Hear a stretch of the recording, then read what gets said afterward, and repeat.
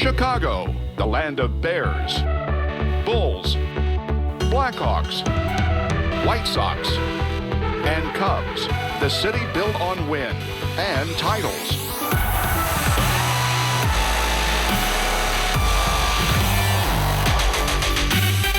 The people hardened by the bitter winters off Lake Michigan, harsh concrete, and a curse. The chase for the NASCAR Sprint Cup starts here in Chicagoland.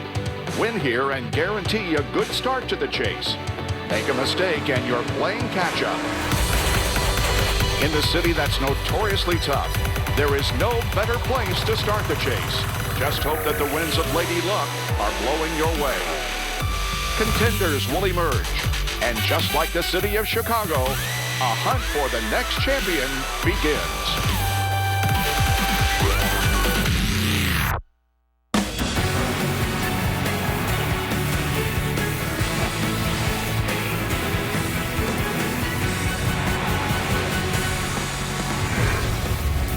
A beautiful look at the city of Chicago, home of the Bears, the Cubs, the Blackhawks and Bulls, and the first race of the chase. Today, Chicago hosts our NASCAR Chase Fest as we are less than 72 hours from the start of the playoffs, and we have all 16 drivers in the chase on hand with us today. Hi, everybody. Welcome into a special 90-minute NASCAR America presented by Diet Mountain Dew. I'm Carolyn Manno, and it's not every day that you get to hear from every driver that is in the chase live. But that is what we're going to do today. Defending champion Kevin Harvick, top seeds Jimmy Johnson and Kyle Busch, and Matt Kenseth, plus Dale Earnhardt Jr. and Jeff Gordon. Plenty more. We'll hear from all 16. But first, let's check in with our crew in Chicago and say hello to Krista Voda and Kyle Petty. Hi, Krista. Hi, Carolyn. Yes, and it's not every day we get to do this show from Old Town. That's the section of Chicago that we are in. They have closed off Weed Street between Fremont and Kingsbury. That's where Chase Fest is located. Earlier today, it was Chase Media Day, and shots were already fired. Kevin Harvick, Kyle Busch doing a little trash talking. That's what we expect. These fans are going to have a fantastic time today. These fans are already having a great time. There's some guys here from Minnesota. They're right here behind me. A group from Canada. They've come from all over the Midwest to Chicago, the first race in the chase, and what a better place to, I don't believe there is a better place to kick it off. And they blocked off the street for us. That makes it even better. The energy is fantastic. Someone who knows that well is Marty Snyder.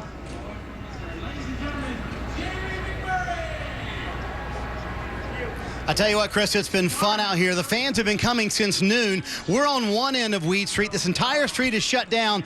All the fans right down there are down right with Rutledge right now. He's introducing the entire chase field. All those drivers are making their way down Weed Street to come hang out with us. We're going to talk to all of them today. And yes, as you mentioned, the trash talking has already started. So a lot to talk about here. Hey, it's a great day in Chicago. Beautiful weather, Carolyn. The Cubs won. These people are in a great mood, and they're ready to celebrate the start of the chase, which kicks off this weekend right here in Chicago. Yes, Carolyn, we are now joined by two of the chase drivers, the 6th seed and Dale Earnhardt Jr. and number 16, Clint Boyer.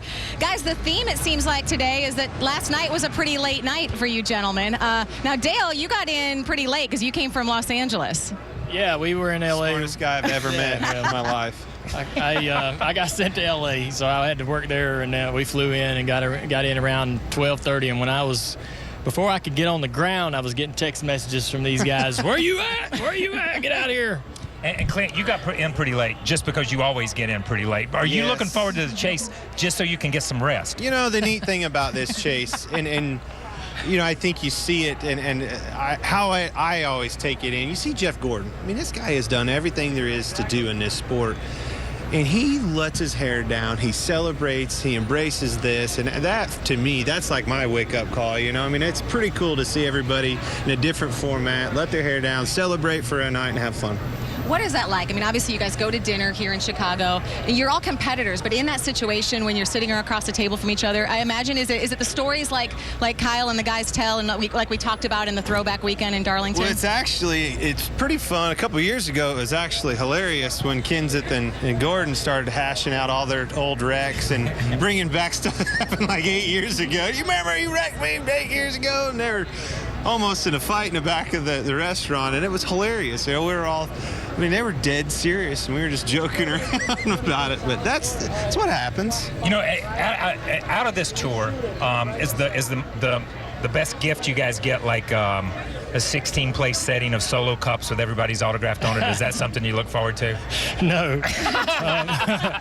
It's I think the wives get some pretty cool stuff in the rooms when we get here to Chicago, but the drivers want the trophy. I think we're all everybody's justifying in their mind how they can do it, and how their team can accomplish it. And there's favorites and there's guys that are underdogs, but everybody feels like somehow they're going to be able to get it done. Yeah, I want to ask you, Jeff Gordon said last week that you were the strongest car at Hendrick Motorsports right now, that you had been the most consistent. Going into the chase this year, do you feel that? I mean, you guys have had some good runs through the summer here. Yeah, I mean, you never want to compare yourself to your teammates. As a group, we weren't comfortable about the speed of our cars throughout the summer, and especially as the chase got closer, we're getting more and more anxious about where we were in the tier of teams, and it seems like the Gibbs guys have got a lot of speed, and we want to be where they are. So we've been working really hard over the last couple of weeks, and it's good to hear that from Jeff. We've been working really hard. My crew's done a great job. Greg's done a great job as a crew chief. Our average finish this year at this point in the season is better than I've had in my entire career. We got more top fives right now than we had last year, so everything's looking better than we had a year ago. Each year we've gotten a little bit better. And Clint, you're in an interesting position because really nothing to lose. When you go in as the 16th seed, I know there's been a lot of comparisons to bracketology, at Wichita State or a Norfolk State. But for you, there's got to be a little freedom in that it is hammer down and see what you can do. Absolutely. And, I think back I think it was the first year I was in the chase.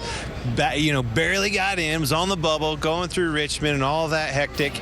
Went to New Hampshire and won the first race, and it just instantly catapulted us into a championship caliber team. It was that momentum, that confidence, the swagger that we were missing and longing for, and I think that can happen to anybody in this chase. It's a short enough, you have 3 races. It's 10 races, but it's 3 races to focus and count on, and if we can get through those 3 races, it in my opinion, it keeps getting easier because you've got fewer cars you get outrun. And you talk about it keeps getting easier. You talk about these first 3 races. We just had a little accident over there. Don't worry about it. No lights down. With us. Everybody's good. Everybody's good. He's with you. He's got a solo cup. Not a party foul. Not a party foul right now. So, but here's the thing. In these first 3 races, after going through this, watching it last year, do you race these first 3 different than you saw anybody or the way you participated last year? Yeah, I don't think so. I think everybody's going to go out there. I think you got to be aggressive. All your pit calls. It's time. It's you can't be conservative and win this championship. We saw last year what it took to win it, and that was wins. That was running in the top 5. So I think everybody understands how competitive it is. And, there are more guys in the first round, so the odds are a little bit different. And I think the odds get much, much harder the further you go. But still, you're going to have to be aggressive. Whether you're, having a good day in Dover or not, you're going to have to be aggressive on pit road. You're going to have to be aggressive with your strategy. You may see guys short pitting and stuff like that, doing things they typically wouldn't do. Even during the regular season when there's less on the line, it's going to take a lot of gutsy calls to get from round to round. I think you definitely have to put it all out there and go for it each and every opportunity. I mean, whether that's a 2-tire stop, fuel on some kind of strategy, maybe trying to stay out and finish the thing on a fuel mileage deal or something. But at the end of the day, for me, it's very important to not lose the thing right off the bat in Chicago. I think that's so important. Every year we see a good team, a really, really good, capable team of competing for a championship that loses it right off the bat. Well, thank you guys for coming over here and joining us. Now, who should we be the easiest on? Who had the hardest, longest night last night? It's kind of a weird deal. We had a birthday party. Yeah. Somehow we... Jimmy's turned 40. Jimmy's 40. Jimmy turned 40 What'd you get him? A hangover. I think Denny's looking pretty rough. Truex is looking pretty rough, too. We had a good time. We enjoyed ourselves. I would love to tell you that we'll take it easy on him, but we won't. Yeah. We won't. We're gonna, Thank you, guys. We're going to come Thank you, strong. guys. Thank you guys very much. And Marty Snyder is with a couple more drivers. Hanging out with Brad Keselowski and Joey Logano, the teammates. We also have some race fans here. So let's what people don't know is you guys have been at this. You and I started doing interviews, this morning at like 8:30? We did, yes, but we're still going, and we're glad to be here. What is the question you've gotten the most today, Joey? Oh, we were talking about that a little before. There's like the generic questions of what's it feel like to be in the chase? Is your strategy different than last year? Is there going to be as much drama as last year? Those seem to be like the generic questions that everyone wants to get the answer to. Well, the question I was going to ask you guys as Team Penske, is this the best shot you guys have collectively to win a championship? Obviously, you have yours from 2012.